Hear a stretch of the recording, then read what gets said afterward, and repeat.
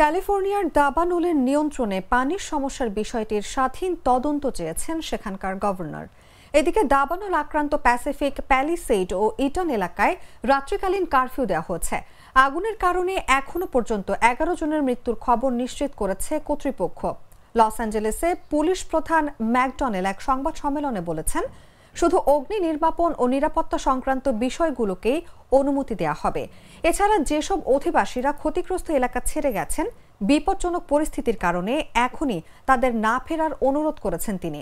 একই সঙ্গে তিনি জানিয়েছেন, পুলিশ ওইসব এলাকা থেকে কিছু ব্যক্তিকে আটক করলেও লুটপাটের জন্য কাউকে আটক করা হয়নি।